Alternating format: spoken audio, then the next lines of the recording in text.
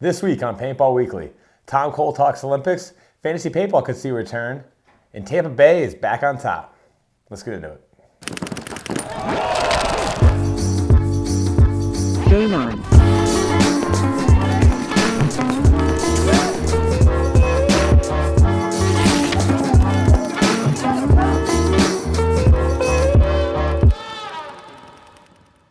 Hello, and welcome to episode 2 of Paintball Weekly. I'm your host, Ethan Rome. Thank you for joining us. It's been a long and busy week, and so this episode is coming out a bit later than hoped. I do apologize for that, but we've got some cool stuff to talk about. So first, I want to give a huge shout out to the guys over at the Play the Game podcast. Without them having set up and established a platform for conversations to occur within paintball, a lot of us would be left in the dark about what's going on in the scene. So a huge thank you to those guys. It's actually from episode 267 of PTG, where we got to hear from Tom Cole about a potential entry into the Olympics. He had this to say.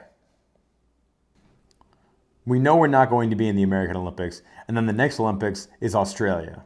I talked to somebody probably about a month ago. I was pretty down on trying to get into Australia because of the gun laws, but they made a point that there's a lot of exceptions. So we will try again to get into that Olympics. I just don't feel that comfortable, and then I don't know where it's at the 4 years after that. We're probably looking at an 8-year process here to get into the Olympics. While I understand Tom's concerns about a gun-oriented sport being entered into the Australian Olympics, a sport has many other obstacles it has to overcome first in order to be considered. The main ones being it needs to be practiced by men in at least 75 countries on 4 continents and by women in no fewer than 40 countries on 3 continents. I believe our sport has that now. It's the International Olympic Committee's executive board, however, who will propose the sports and then vote on their inclusion or exclusion. And this is based off of 5 factors over 35 different criteria. The 5 factors are Olympic proposal, value added to the Olympic movement, institutional matters, popularity, and business model. The criteria needed can vary greatly from value it adds to the game, how popular is the sport, how long has it existed, how much does it cost to broadcast, and many other considerations. I share this all with you to ask, is this the missing piece that our game needs in order to be put on the map? And I think the short answer is no. Tom Cole mentions on the Play the Game podcast that in chatting with BMX, he discovers their entry into the Olympic Games didn't do a lot to create new growth. I think the Olympics are somewhat demystified in that if you're not a Simone Biles, if you're not a Michael Phelps, your ability to have a life within your game isn't a guarantee. I have these chats with people outside of paintball all the time to where eventually they ask, why isn't paintball in the Olympics? This would be really cool. And of course, it would be incredible to have eyes on that global stage on our sport, but ultimately, our growth isn't dependent on those eyes or the Olympics itself. It's up to us, and I think we're experiencing that growth now. This season alone, each event this year has proven to be bigger than the last. This year's World Cup is almost a guarantee to be sold out. The ESPN show did really well, and from what I understand, we can expect more of, if not something similar to it.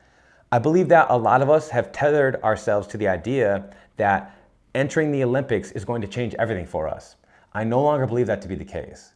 What's going to help us grow is going to be the continued innovation of our community to constantly show new people and new audiences how incredible our game really is. And it's innovations like fantasy paintball that's going to help us get there. This is MLPB Armory, and it's set to launch this year at World Cup. What the Armory will be is essentially an NFT-based fantasy game that combines digital trading cards with real live player stats. Every pro player will be issued their own set of personal cards, to which they can set the values for themselves.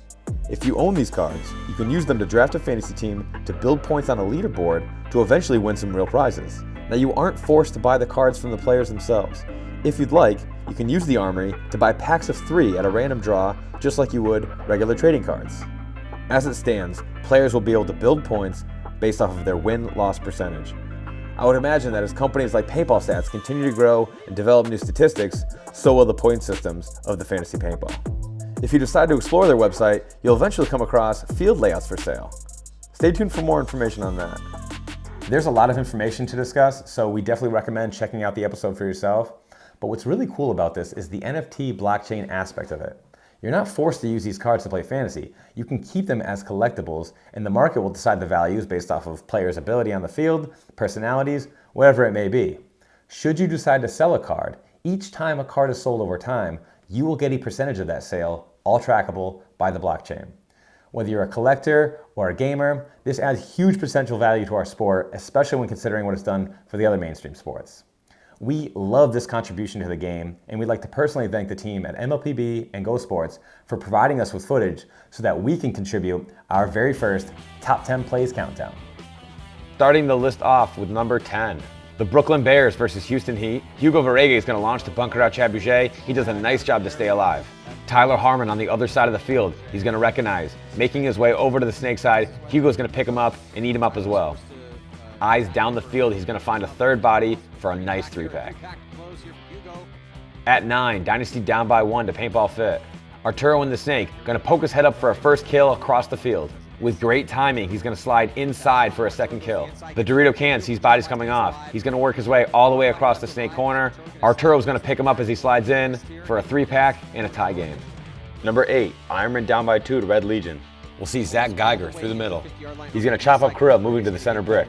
He's not done there. He'll step up again, getting a cross-field shot on the Dorito side player. Sergey tries to move, going to get him as well. He'll continue on through the middle to the can. Not sure if he gets another body or two, but great job by Geiger, bringing the Ironman within 1. At number 7, Dynasty down by 2 in a must-win game, Ryan Greenspan finds himself on Chicago's side of the field. Going to get his first kill wrapping the Dorito on the snake side Aztec. At the same time, Archie's going to trade with his man, making this a one-on-one with Thomas Kim. Ryan's going to make another bump into their Dorito before deciding, I'm just going to go get him. Making a huge run in a big play situation, he bunkers out Thomas Kim to bring Dynasty within 1. At number 6, would this be a top 10 without Malloy? He's going to launch wide on the tape to bunker out the Snake too. He continues going on the run. He's going to kill another out of the home. Once he makes it to the Snake corner, he finds the last body, gets the elimination, and secures himself a quality 3-pack. Number 5, a tie game between Diesel and Notorious. Logan Dyer is going to bunker out Silos before Alex Goldman decides he's had enough. He's going to eat up Dyer on the tape side before moving into their side of the Snake.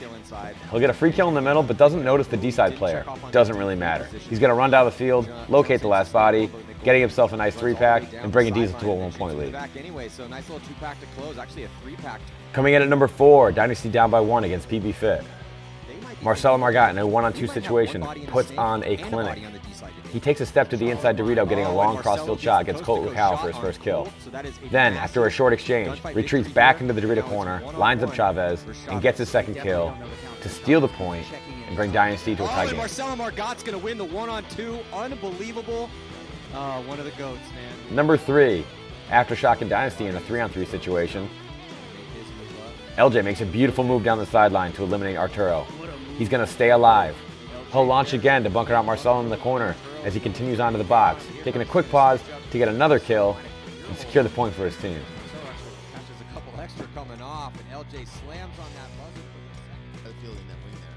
Dynasty and Aftershock again. Dynasty down by 3. Arturo Andrade on their side of the field. His first kill, not against Aftershock, his own team. He says, Blake, get off the field. I got this. He goes right to work, shooting the Dorito can. He shoots the home. He checks the field off before deciding, I'm just going to shoot everybody, as he bunkers out the Snake one and the Snake corner. Arturo Andrade, a huge 4-pack. I'm sure Blake didn't mind. And finally, our number 1 play. NYX down 2 to the Hurricanes. Jerry Caro going to put his team on his back. He's going to run the highway, Superman diving back into the Snake for his first kill. He wraps the edge for a second kill. He continues down the field, getting a third kill out of the Dorito can. The Snake corner's on the inside. He bunkers him out. He steps up to the Aztec, locates the last body, gets the 5th kill. A massive 5-pack for Jerry Caro. Oh my God, Jerry Caro has come to play some paintball. This list could have gone on and on. There were a ton of great plays made in Chicago. So let us know. Who do you think we missed out on, or maybe even snubbed?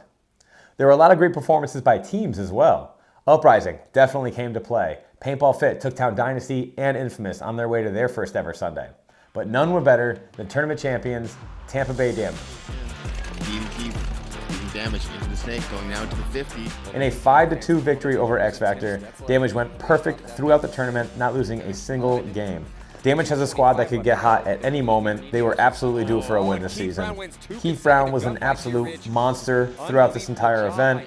Excellent coaching from Joy Blue, a complete team win over a red-hot X Factor that took down both Aftershock and Red Legion, finalists from the previous event. Sunday, Heat didn't make it deep on Sunday. Red Legion got knocked out by Damage. Legion's still going to have the overall lead for the series title. There's going to be a lot to talk about in the weeks leading into Cup. Diesel inching closer to the bottom of the standings. Dynasty missing their second Sunday. The Hurricanes seem to have cooled off a bit since their second place finish. Look forward to all of this and more in the next episodes of Paintball Weekly. We'll see you then.